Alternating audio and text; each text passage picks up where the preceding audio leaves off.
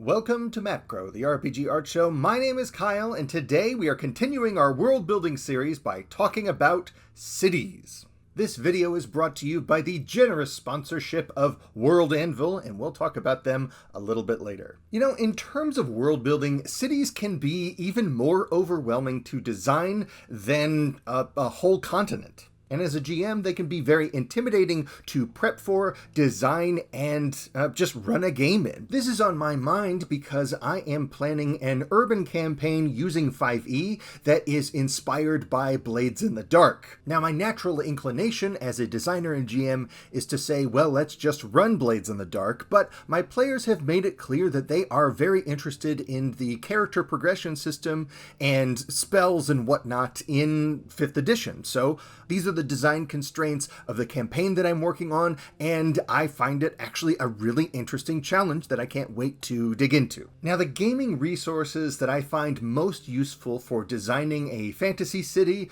are as follows. First and foremost, even if it wasn't mentioned by my players, I would have brought in Blades in the Dark. It is second to none in terms of coming up with a compelling gameable space that is designed around dark fantasy, stealing from people, and stabbing people in the back. Secondly, I love Yoon Soon, the Purple City, for coming up with weird shops, NPCs, and boutiques. And, of course, there is the magical Industrial Revolution, which is all about a city that is being changed by the forces of industry on magical items and how different classes in a city come into conflict with each other. I am also looking at Genial Jack by Jonathan Newell because I adore Jonathan's work. He is one of my biggest heroes and inspirations in terms of cartography and adventure design. The book Genial Jack is about a city that spans both the exterior and interior of this giant whale, and Jonathan's blog Bearded Devil is also a wonderful place where he documents all of his amazing illustration and home brewing efforts. I will have links to all of these projects and their authors in the description below, so be sure to check it out, and hopefully I will get the spelling a little bit more correct down there than I did on screen. Just because I refuse to let my reading disability stop me from making art and videos doesn't mean I can't be embarrassed by it from time to time. In terms of non-gaming models for helping us think about how to build a city, there are also some really wonderful resources that I'll link below as well, including Dale Kingsmill's own video on this very subject, where she deploys a rather unfortunate acronym that you will just have to watch her video to find out about. For my own purposes, I find Abel Woolman's 1965 article, The Metabolism of Cities, to be the most useful piece of nonfiction that I read on the subject. In this article, Woolman conceptualizes a city as a kind of living superorganism, and the metabolism of it is the flow of water and energy resources through it and the byproducts thereof. Like every living organism on our planet, from the humble amoeba to the mighty moose, cities too need to drink water and pass waste. Cities also need reliable access to food,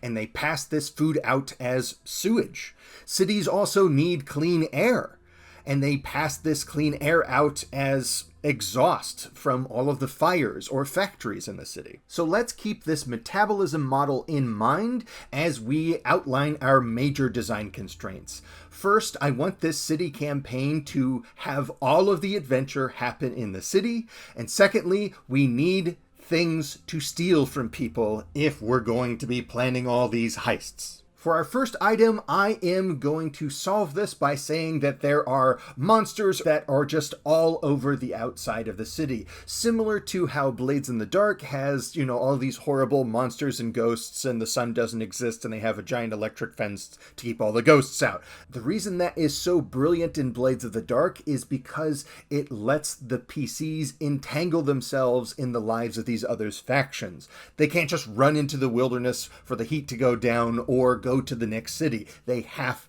to sleep in the bed that they made. And this gives us our first big world building challenge. where does this city get all of its food if there are monsters all over the farmland? We can have a bunch of farmland kind of within these giant city walls, but it still seems like that's not going to be enough to support a whole city. So I am proposing this kind of new class of farmers, the agromancers, these kind of necromancers who are in charge of running these giant farms with enchanted plants to support the nutritional needs of the city. They will use these legions of conscripted zombies to labor the farms without need of food or rest. And meat will be very scarce in this setting because there aren't enough crops to support both livestock and the people within it. So maybe all the meat comes either from outside of the walls or within this royal forest preserve where only the nobility is allowed to hunt, and maybe even then once every 2 years or something. And thinking our way out of these kinds of challenges is the real fun and joy that we can find in world building. How, if something is a little bit different, would it affect the rest of the world? If we live in a strong capital city besieged on all sides by monsters, how could they survive? And so once we have our city's basic needs figured out, we can start thinking about what we want to add into our game instead of solving these problems at a sort of dry city planner level. By thinking about this city as having a metabolism, we can start enumerating the things that we want our city to have, and then think about the natural byproduct of bringing those things into a closed system. Once we have identified our products and byproducts, we can think about all the factions that interact with them. Who brings the meat into the city? Who reuses the junk? Where does the waste go? And as a GM, I would only focus on answering these questions if they create interesting results. If this is a game about planning heists in a city, then of course we also need to hit our second item, cool stuff to steal from cool places. Now, this is a 5e game, and in order to honor that, I want to make sure that we have magic items to steal. Because a big part of the premise, the promise that 5e makes to its players is that it will be a world of epic fantasy. There need to be wizards and elves and dwarves and orcs and talking spiders and all this cool stuff. So we need to make sure that we design our premises together. Our premise of epic fantasy setting and our premise of urban heist setting. We also want to make sure that there are just valuable items to steal, but we don't want it just to be regular sacks of gold. No one's going to write a fantasy novel called The Caper for the Sack of Gold. But indeed, many novels and short stories have been written about maps to secret vaults underground or magical jewels that have been passed down from priestess to priestess, all that good stuff. If this is epic fantasy, then it needs to be epic loot. Once we have a short list of cool things to steal, we need to come up with the cool people to steal them from. This part of the video is really going to look a lot like our previous video on fixing your factions, except we're not really going to talk about what these factions want, we're just going to talk about what they have for now. Although, as much as we are making a list of people to steal from, we are also kind of making a list of clients that would want you to steal stuff for them. So it would also be a great use of your time to briefly think about the things that these factions want to do in the city, as well as all the cool stuff they don't want you to take from them. And if you're looking at this and you're thinking, Kyle, there's got to be a better way to keep track of all these notes than post-it notes taped to printer paper, well, you're in luck. Because today's sponsor is World Anvil, the place to go for GMs and writers to keep track of all of their amazing, idiosyncratic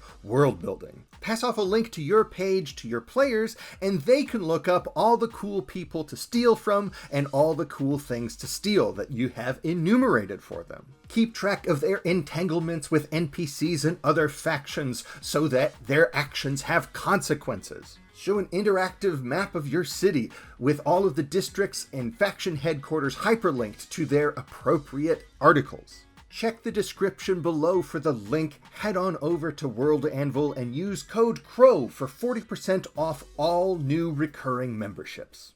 You know, I think my favorite faction that I created for this was the dinner cult, the cult of people that are devoted to eating monster meat, and maybe if you eat enough, you get like, you know, horns and hooves and tails and stuff. Just kind of like an evil Epicureal club. Seems like they would be great people to work for. Notice also that many of our factions are based around our products and byproducts. Our dead people are going into temples and tombs, our agromancers are bringing in the food, and our workshops are using building supplies. So our factions are answering questions about the world. Where does this stuff come from? Who uses it? And what happens to the byproducts? And of course, if we have a game about robbers, we gotta talk about the cops. All of the people that are put into place specifically to make your life difficult should you choose a life of crime. I think it might be interesting if our town guard was primarily goblins and orcs and that kind of thing, and then our sort of magical crime squad would be the witchfinders that work for the church, regulate the use of magic and miracles and relics and all that kind of stuff. And when the honor of thieves runs thin, we will of course have our underworld full of colorful crime bosses like Samael the Shoggoth,